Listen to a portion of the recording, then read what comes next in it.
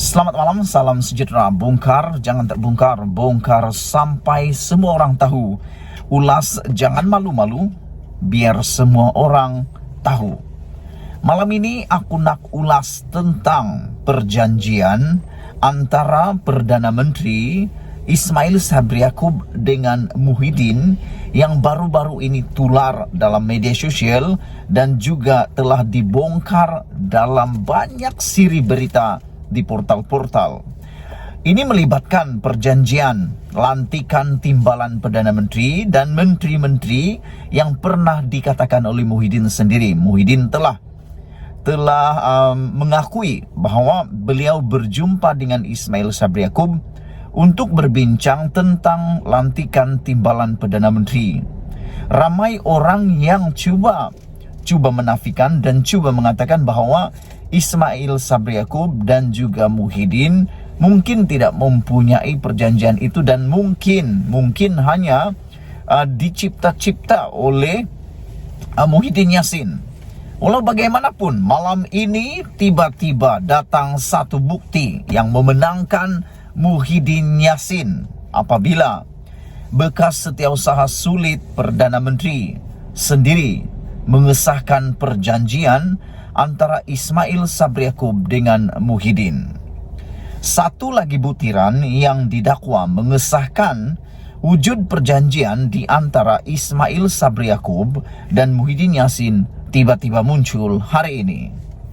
Kali ini ditegaskan sendiri oleh bekas ketua setiausaha sulit Muhyiddin ketika Presiden Bersatu itu menjadi Perdana Menteri, yaitu Marzuki Mohamad.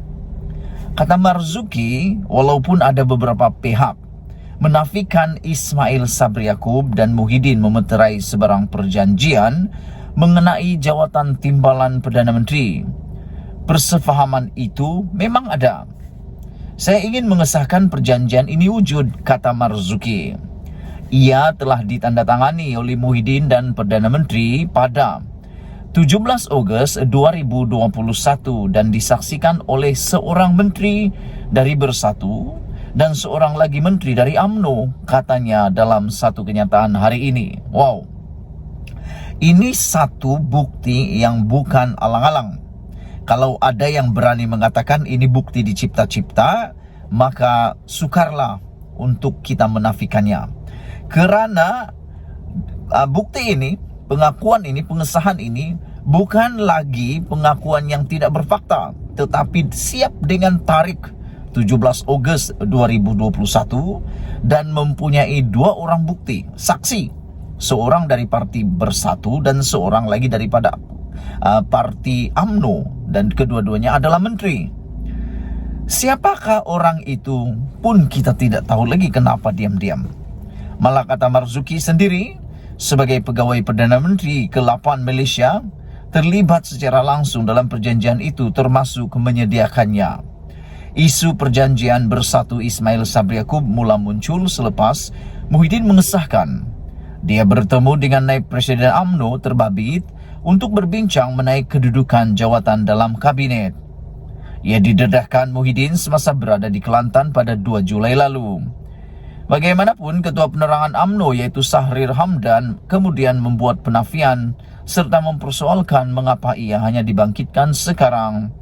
Sahrir yang juga Ketua Pemuda UMNO itu menegaskan hal berkenaan tidak pernah diumumkan atau dibincangkan. Justru katanya, dia menganggap dakwaan perjanjian berkenaan adalah rekaan semata-mata. Jadi selepas ini, apa yang perlu Sahrir lakukan? Ada tugasan kerja rumah besar untuk dia. Cepat-cepat sahkan perkara ini melalui Perdana Menteri. Jangan sahkan melalui orang lain. Berjumpalah kepada Perdana Menteri untuk mendapatkan pengesahan kerana ini bukti yang agak sukar untuk ditolak dan dinafikan. Sejak itu, Bersatu Perikatan Nasional PN mula berbalas-balas kenyataan. Tidak ketinggalan mengulas mengenainya adalah Presiden PAS Abdul Hadi Awang. Untuk rekod, PAS merupakan parti komponen PN. Menegaskan tiada perjanjian dimeterai, Abdul Hadi semalam berkata, PAS berpendapat Tiada keperluan untuk mengadakan jawatan timbalan Perdana Menteri seperti yang diinginkan Bersatu. Ayo, ini makin bengong. Aku makin hairan dengan Perikatan Nasional. PAS yang ada serumah sebumbung, sekelambu dengan Bersatu dalam Perikatan Nasional pun tidak tahu tentang jawatan timbalan Perdana Menteri yang dikatakan ini. Apalagi UMNO. Jadi yang hanya tahu mungkin orang yang memberikan kesahan ini mungkin dengan Perdana Menteri dan Muhyiddin sahaja.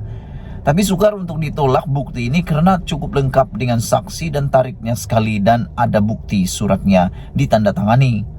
Jadi kita tunggulah nanti, mungkin akan timbul lagi surat-surat itu nanti di belakang. Kata Marzuki lagi, ada sebab mengapa perjanjian tersebut tidak didedahkan. Apa sebabnya? Aku nak tahu, kamu nak tahu? Iya, kita tahulah kenapa kan. Orang Sabah bilang, kita tahulah kenapa dirahasiakan, tapi ada sebab tidak didedahkan. Salah satu pasal dalam perjanjian itu menyebut, kata Marzuki, bahwa dokumen perjanjian tidak boleh diterbitkan atau dizahirkan dalam apa-apa bentuk. Ia hanya boleh disimpan untuk rujukan kedua-dua pihak, katanya. Tapi akhirnya sekarang sudah tahu pula. Jadi siapa yang langgar tentang perjanjian, pasal perjanjian ini? Muhyiddin yang mengumumkannya di Kelantan hari itu. Dan apa tujuannya menurut Syahrir? Apa tujuannya sekarang baru ditimbulkan isu ini? Jadi tujuannya senang saja. Mau menuntut lah tuh, mau jadi timbalan Perdana Menteri kan. Bagus juga, pada pendapat saya, bagus juga ada timbalan Perdana Menteri. Karena boleh berbagi tugas dan beban dengan Perdana Menteri sekarang, yaitu Ismail Sabri Yaakob. Makin ramai yang bekerja, sebenarnya makin baik kalau dua-dua bekerja. Kalau tidak, susah juga lah. Dan aku pikir mungkin ramai orang, masalahnya isu di sini adalah mungkin ramai yang mau menuntut juga mau jadi timbalan Perdana Menteri. Dan tular baru-baru ini juga, dua orang calon yang mungkin menjadi timbalan Perdana Menteri menurut Puad Zarkasi, ada dua yang mungkin akan menjadi timbalan Perdana Menteri. Pilihan Muhyiddin. Pertamanya adalah Faisal Azumu, Menteri Belia dan Sukan sekarang. Mungkin beliau akan menjadi timbalan Perdana Menteri. Tetapi jangan dilupa, Faisal Azumu pernah menjadi Menteri Besar Perak, tetapi telah ditumbangkan melalui undi tidak percaya. Jadi bolehkah dia menjadi timbalan Perdana Menteri dengan rekod gagal dalam undian tidak percaya tersebut? Ada seorang lagi yang mungkin akan dicalonkan, yang mungkin terasa hati kalau Faisal Azumu yang menjadi timbalan Perdana Menteri adalah siapa lagi kalau bukan Azmin Ali. Tapi masalahnya Azmin Ali kurang mendapat sambutan, banyak musuh dalam politik. Sekian dulu untuk pendahan kalam nih. Jangan lupa tinggalkan komen Anda, tekan butang subscribe, dan kita jumpa lagi. Malaysia kita punya, kita jaga sama-sama, cintai Malaysiaku. Bye-bye.